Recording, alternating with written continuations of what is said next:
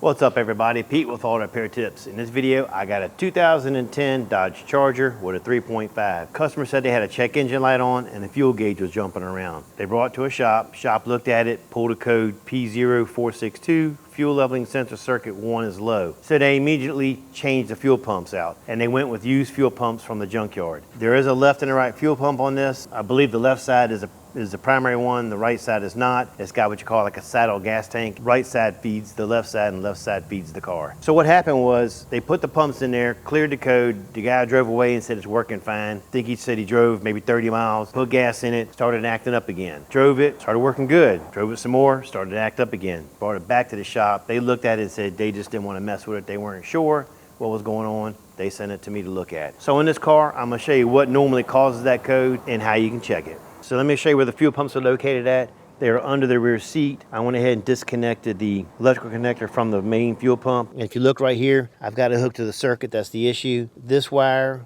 number 1 and number 3, are your leveling sensors, because there is a leveling sensor on the one over here also. But I've got it hooked to the one that's causing the problems. So let me show you this real quick. Come back over here.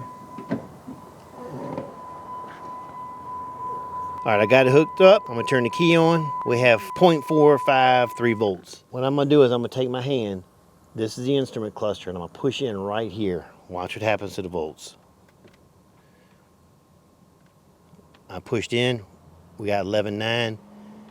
Let out, push in, let out, push in. So as I'm pushing here, just like that, it's changing.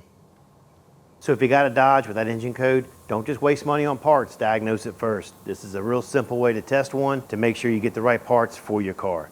Also, you can get a used instrument cluster, but when you buy used, you could be buying one that's got the same problem. So check the warranty out of the junkyard before you buy it, make sure that you can exchange it for another one. So that's it for this video. I appreciate you watching. Don't forget to like, subscribe, and leave a comment.